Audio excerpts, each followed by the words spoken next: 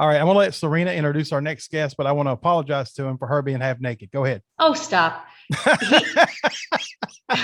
He is in Kansas with me, so he knows how freaking hot it is outside right now.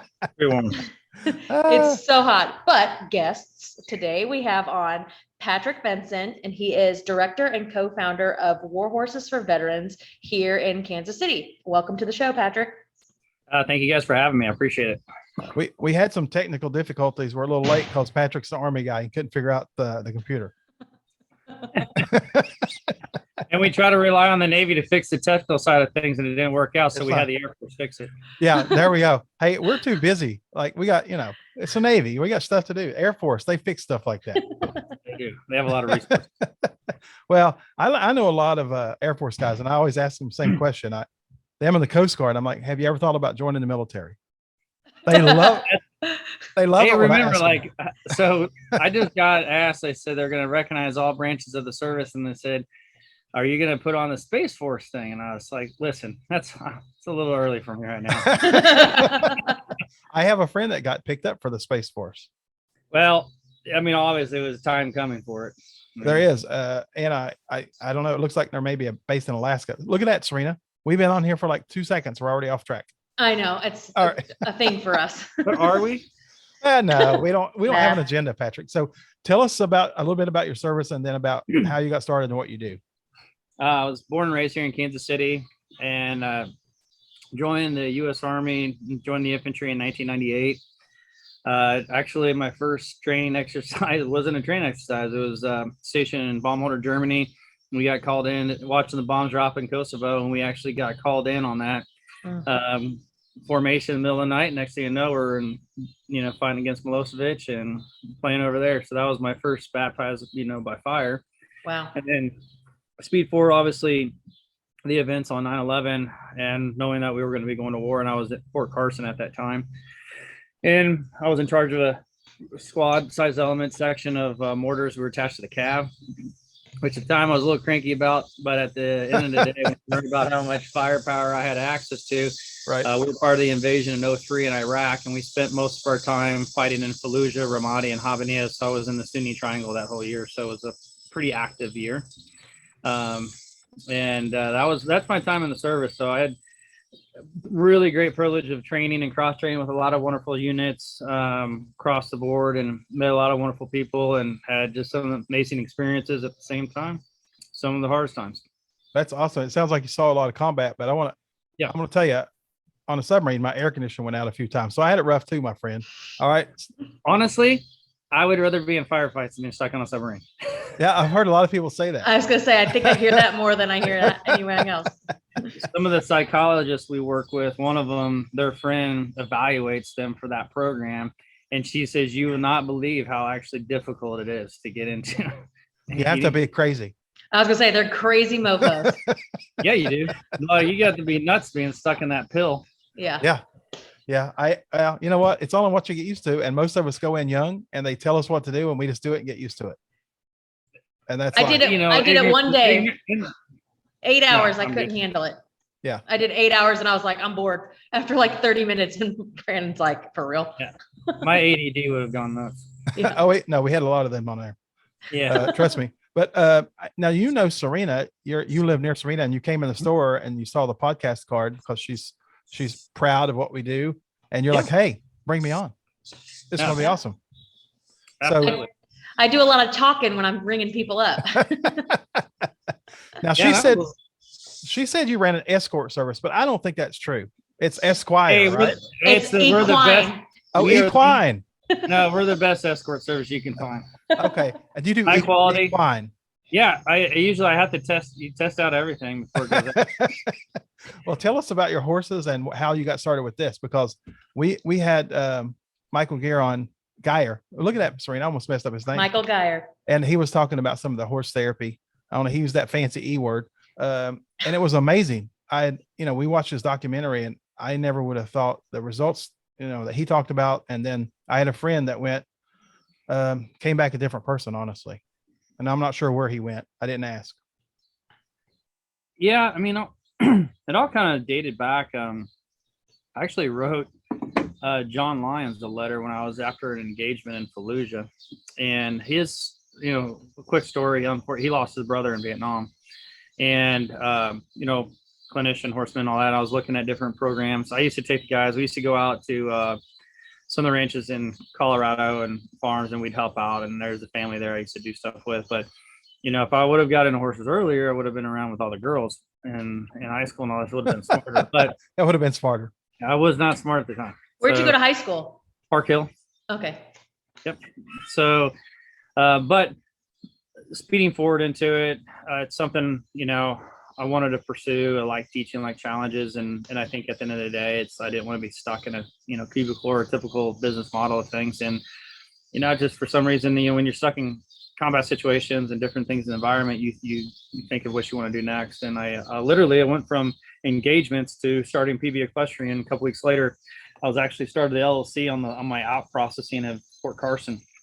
And so I dove deep into it. John Lyons in, they said, keep your head down. We'll have a spot for you when we get back. And so came back 04, completed that. And just like anything, and my personalities and, some of the buddies we work with, just put your head down and work. Right. You have a goal, you have a task.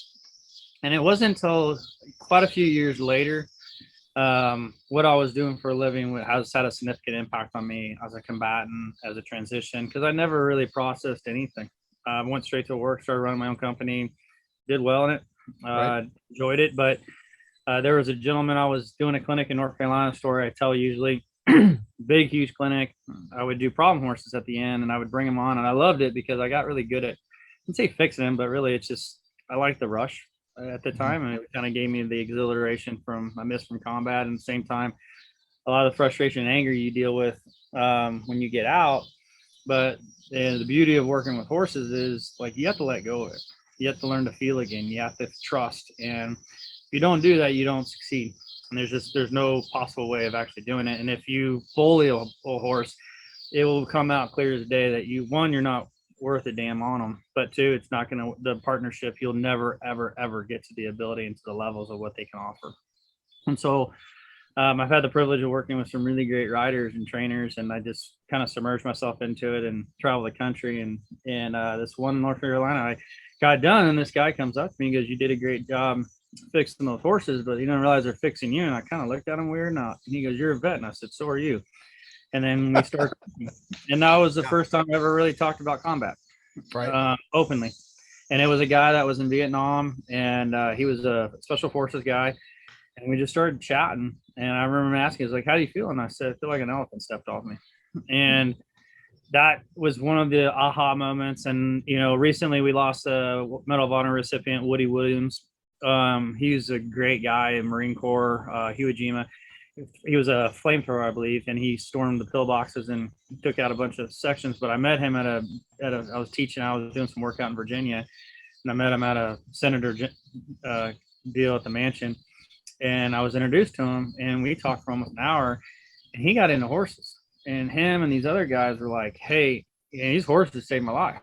Like, if I didn't have these horses, I don't know where I'd be." And I just kind of like, there's something to this. So I started kind of piecing together my own journey and where their journeys are, and listening to them, and then reading about George Washington, Teddy Roosevelt, and all, there's a lot of prominent people, and then the history of horses and warriors in the past. And it was like, there's definitely a parallel here, and there's a calmness, there's a peace to it. Businessmen and women of industries go, and a lot of times they go out to the ranches, or they go ride their horses to find that calm and that connection and that grounding. At the same time, it's an exhilaration. You're running, if you're jumping, you're doing venting, you're reining, or whatever the case may be, rope and rodeoing. You're on a 1,000-pound animal that, it can tend to get your heart rate up, and it can bring it down. So that was kind of the beginning of everything, and where I kind of came from on that aspect with the horses. I did do some stuff, seeing things around the country, and I'd help out fixing issues with, therapeutic riding programs, or sometimes like I'd volunteer, just go and help them out. But I never really saw anything. Everyone has their way of approaching it. I just talked to a special operations guy today, and he went and visited a place in North Carolina, and there's different dynamics and personality. So I designed war horses to, would I go to it with my knuckle dragon, bar fighting, special operation buddies, go do something like this. And where you see the lack of, and what I see in the industry is, if you limit, for myself, you limit me, I don't even want to go to it. Right. You're already limited in mind. So if you're dealing with like the demons and the PTS, the TBIs, depression, whatever the case may be, you already have in your mind, you have these limitations. And really it's kind of, building that team around you. But this horse has this ability to do some amazing things, but you're going to have to do more than just be on. Groundwork's vital, but you're going to have to get super vulnerable, and you're going to have to get on their back. And like when we work with people, the first time they ride, they're not in the saddle. They have to ride bareback, and they ride all 3 gates. And that's the first time they ever ridden a horse a lot of times. And because that's what we do when we train and break. And when you start horses from scratch, a lot of really good methods, you're usually climbing over them like a jungle gym. Think of kids. The kids will make a horse rugger in anything. And what do? They climb on it like a jungle gym. Yeah. But what it does too, from the standpoint is when you get on bareback on there, you're incredibly vulnerable. And so you have 2 options. You breathe and let go and accept what you got and ride the horse and be present, or you hold in everything and you're tight and you're going to hit the ground. Mm-hmm. I don't like option 2 sounds like something I would do. But it's a demographic too that we cater to as well. We've done a variety of different things over the years. It started in 2015 by bringing our first vet through, and now we've gone into working with our local first responders, which is an honor to be able to offer. That's awesome.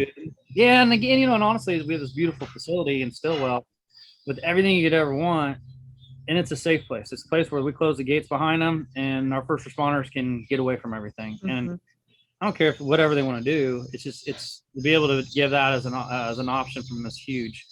But we've got Helamatic, Cactus, and all these great brands, and CalTrack and all them that got on board, and they've been great supporters. And I always said the therapy is in the training. The therapy is in when you get yourself in uncomfortable positions and learn to be comfortable. So is that like a week long, basically? Yeah, usually the program, like the ones in August, and I'll go through some of the different things we do and what we have evolved to. Mm-hmm. My dream has always been to where, on the horse side of things, here's the thing, like I had the privilege of riding really, really nice, like warm bloods and reining cow horses and reiners, and you work really hard to be able to ride these really, really nice, very expensive horses. Well, there's a special experience you get on riding a caliber horse like that. Mm-hmm. And you can only ride a caliber horse like that with nothing else can exist in your mind. You have to be so present. You're just riding this beautiful athlete. Mm-hmm. And they're quirky. They're going to have their little deals because that's what makes them unique, and that's what gives them that competitive edge. But at the end of the day, though, there's a humbling experience, and there's a connection, there's exhilaration that I can't even, and you can't really explain till you feel it. And I always found that this is really, really important. I think it's important that we can build people to the chance to where they get a chance to ride a horse like that. They don't have to go and run at 100 miles an hour or slide it 20 some odd feet or anything like that. But even just to learn to ride as less is more, where you can pick up 2 fingers and you can just move that horse and just have this dance with them. I watched Yellowstone, so I'm ready. Oh my gosh, give me a break.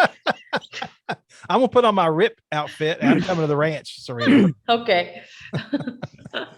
No, honestly, it's a lot of stuff like that, though. It's like the reining cow horse side of things is always been a really cool event because I did eventing too, and then the eventing, the reining cow horse, and I got into roping a little bit, but there's only so much time you have in a day, and if you ever in a family, you want to stay married. Yeah. Most days I do want to stay married, as a matter of fact. Most days. Hey, everyone has an off 6 days or so in a week. Mm-hmm. You know what I mean? Oh, absolutely. So honestly, at the end of the day, War Horses is about hope, opportunity, challenges, and mentorship. Finding the people for opportunity. When you get an environment like that, it opens things up. I always say horses are the best icebreakers. You provide this environment, you challenge someone, you teach them, and you're learning a trade, and you're learning something that put a roof over a lot of people's heads. Not the easiest industry, but right. At the end of the day, though, you're learning a trade. Horses are expensive, my friend. They're very expensive. Yeah, I just came back from Alaska, and they had one of the people I met. They have 5 horses, and I want to say they said it's a couple $100 a month just for food for each horse, not to mention all the vet bills or something. I don't know. Not a bad deal either. Oh, is that cheap? Yeah. So it's probably 250 or 300. Well, it depends. I mean, if you're like we have, we're fortunate to have good sponsors and good people involved. Like we have Platinum Performance and different feed companies, and but at the end of the day, though, it's the care of the horse, the nutrition of the horse, proper maintenance of the horse is vital, and that parallels to what we're doing here too. Because as a soldier or as a service member, we've got to, at the end of the day, is like if we don't take care, as I always say, is like what you put in your body is your fuel. And if we're not taking care of our bodies, your body and your mind's not going to be right. Mm-hmm. And people will say, "Hey, I want to do that on that horse." I'm like, "Great, but I need you to let go here. I need you to breathe. You can't ride a horse unless you breathe. Breath is key. Breath is everything. You want to control that animal, you got to learn how to breathe. If you don't know how to breathe, you're not going to be able to do it." How do you qualify? Where's the website? Give us the information that we need if someone's interested in this. WHFV.org. And we work with, like right now we do a lot with special operations as well. Mm-hmm. And so we have the privilege of having some amazing, we have a clinical psychologist, Dr. Alyssa Fry, and we have and teams of them that she's put together that we've paralleled everything to where like mental performance coaching, things of that nature, or depending on where they're at. We've had the privilege of, and this is the first time I've ever talked about this on a podcast. Mm-hmm. And I'll probably make it more relevant here soon, is last year during the evacuation Afghanistan, we had some of our mentors, and one of our mentors in particular, Ben, that was on the Today Show last year. He was running evacuation missions from his house in Illinois. And so he was doing some incredible work, but exhausting. So one day he calls me, and it's the same week the suicide bomber hit those guys and killed the service members and the Marines. And so he's like, "We got to do something for these Marines. They're pretty jacked up." And I said, "Yeah, absolutely." I mean, we had a 2-minute conversation. I'm like, "Done, get a hold of command, let's roll." And so he did. And so we had a group of second recon come in end of last year in December, two rounds in December, 1 round in January. And this group is part of the group that got hit. And their stories and what they went through, it's really hard to put in perspective. I mean, it was tough. And so we brought mentors from the special operations community that served a lot in Afghanistan, a lot of combat, but wanted to be there to support them and provide them with people that, give them perspective, at the same time support. These are all young Marines in their early 20s. And a lot of times their first combat operation. So is that only special forces, or anyone can come out? Oh, we bring across the board, like veterans as well and everything. We just happen to have a group. What we've done is with the SOFT program, what we've developed with that, we've been able to take that, and then we'll take elements of that into the other programs, which that's helped us enhance what we do. Okay. And it's a week long, and I'm guessing it's free for veterans.